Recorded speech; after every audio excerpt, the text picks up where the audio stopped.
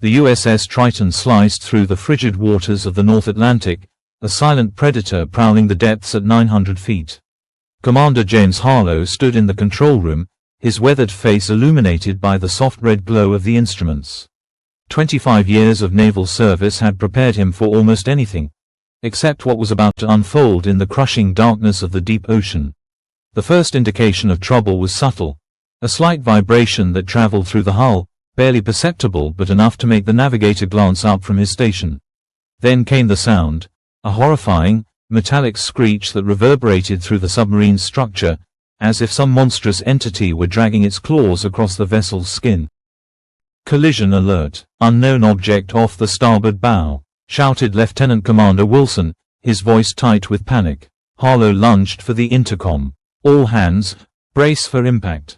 The words had barely left his mouth when the submarine shuddered violently, throwing men against bulkheads and equipment. Emergency clactons screamed as the deck tilted at a sickening angle. In the chaos, Harlow glimpsed the depth gauge spinning with terrifying speed, 1,000 feet.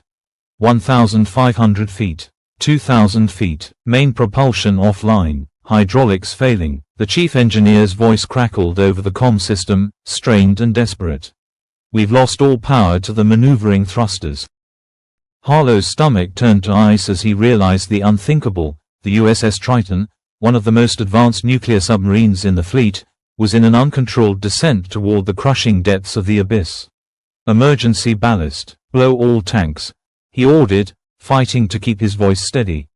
The submarine groaned and shuddered, its hull protesting against pressures it was never designed to withstand. The descent slowed, but didn't stop. At 3,000 feet, well beyond the submarine's crush depth, the USS Triton came to rest on a narrow underwater ledge, damaged and powerless. They were trapped in a metal coffin, surrounded by the infinite darkness of the deep ocean. By the third day, the atmosphere aboard the disabled submarine had deteriorated from professional concern to barely contained hysteria. Emergency lighting cast ghastly shadows across haggard faces. The air had grown stale and humid, thick with the stench of sweat and fear. Oxygen levels were dropping while carbon dioxide steadily increased, creating a toxic cocktail that clouded thought and frayed nerves. Petty Officer Ramirez had been the first to break. They found him in the torpedo room, curled into a fetal position, muttering about voices from the deep and eyes watching from the darkness. The ship's doctor had sedated him, but supplies were running dangerously low. Commander Harlow knew they were running out of time. The emergency beacon had been deployed, but at this depth, there was no guarantee the signal would reach the surface. Rescue would be nearly impossible. No submersible in the fleet could operate at these depths. The cold, mathematical reality was inescapable. They were going to die here, crushed by the weight of the ocean or suffocated by their own exhalations. "Sir," Lieutenant Walsh whispered, his voice hollow with dread. "Something's happening outside the ship." Harlow moved to the viewport, eyes straining against the darkness. At first, he saw nothing but the impenetrable blackness that had surrounded them for days. Then, a faint illumination, a sickly green phosphorescence that seemed to pulse with unnatural life. It grew brighter, casting the ocean floor into stark relief, revealing a landscape as alien as the surface of another planet. "What in God's name is that?" breathed Chief Petty Officer Dawson, pressing his face against the thick glass. The light intensified, revealing its source, a massive, disc-shaped object ascending from the depths below. It moved with impossible precision, defying the crushing pressures that had condemned the Triton to its watery grave. The craft, if that's what it was, hovered above the submarine, bathing it in an eerie emerald glow that penetrated the hull, illuminating the control room with an otherworldly radiance. "Sir," the communications officer croaked, "we're picking up something. It's not a frequency I've ever seen before." The submarine speakers crackled to life, emitting a sound that bore no resemblance to human language, a series of modulated tones that seemed to bypass the ear and resonate directly within the brain. Men clutched their heads in agony as the sound burrowed into their consciousness, planting images of abyssal depths and ancient, sleeping entities. And then, silence. A silence so profound it seemed to have physical weight. The atmosphere within the submarine crackled with an electric tension that raised the hair on the back of every neck. The air grew unnaturally cold, condensation forming on metal surfaces as the temperature plummeted. In the mess hall, coffee froze in abandoned mugs. "Security team to the control room," Harlow ordered, his voice barely recognizable. "Bring weapons." The words had barely left his mouth when the air before him began to shimmer and distort, as if reality itself were being torn apart. A blinding flash of green light forced the men to shield their eyes. When they could see again, they found themselves facing an entity that defied comprehension. It stood over 7 feet tall, its slender frame draped in flowing white robes that seemed to move of their own accord, undulating like seaweed in a current. But it was the creature's face that seared itself into the minds of the witnesses, a face that would haunt their nightmares for the rest of their brief lives. The skin was translucent and pale, stretched taut over an elongated skull that was completely devoid of hair. Beneath that skin, veins pulsed with a fluid that was definitely not blood, glowing with the same sickly green luminescence as the craft outside. But it was the eyes that broke the sanity of several men instantly, enormous, almond-shaped orbs of vibrant pink that contained no pupil or iris, just an unending void of rose-colored emptiness that seemed to look not at you, but through you, examining your very soul with cold, alien calculation. Chief Petty Officer Dawson was the first to react, drawing his sidearm with trembling hands. "Don't move," he shouted, his voice cracking with terror. "Identify yourself." The being's head tilted slightly, an eerily human gesture that only emphasized its fundamental wrongness. When it spoke, it did so without moving its thin, bloodless lips. The voice seemed to emanate from everywhere and nowhere at once, reverberating within the minds of the crew rather than their ears. "Your weapons are unnecessary," it said, the words forming in their consciousness with perfect clarity despite an accent that suggested concepts for which human language had no equivalent.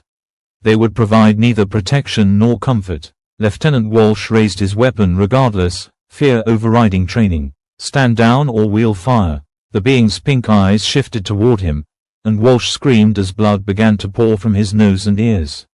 He collapsed to the deck, convulsing violently before going still. "I said," the entity repeated, "your weapons are unnecessary." Commander Harlow stepped forward, placing himself between the alien and his crew. "What do you want from us?" he demanded, struggling to keep his voice steady. The being regarded him impassively. "Want? Your concept of want is primitive and inadequate. We do not want. We correct. We restore. We maintain the balance." "Balance of what?" Harlow pressed, desperate to understand. "The ocean depths have been our domain since before your species learned to walk upright," the being said, its voice echoing with ancient power. "Your kind has begun to intrude upon realms where you do not belong, with weapons that threaten the very fabric of existence."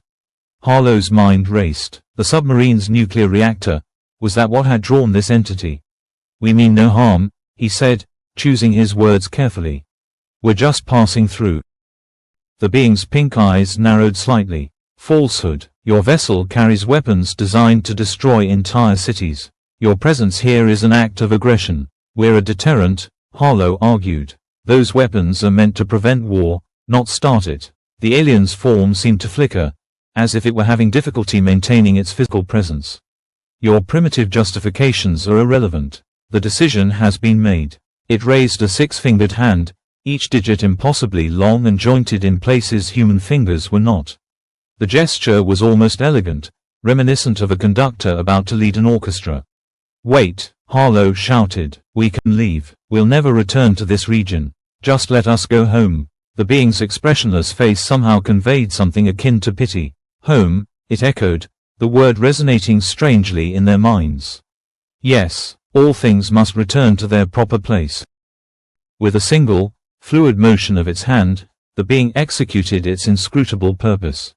Petty Officer Martinez, standing at the rear of the control room, was the first to notice something was wrong. His fellow crew members were becoming transparent. Their forms were losing solidity, becoming ghostly and indistinct. "Commander!" he screamed, looking down at his own hands as they began to fade from view. "What's happening to us?" Harlow had no answer. He could only watch in horror as his men, sailors he had sworn to protect, dissolved before his eyes, their expressions frozen in silent screams of incomprehension and terror.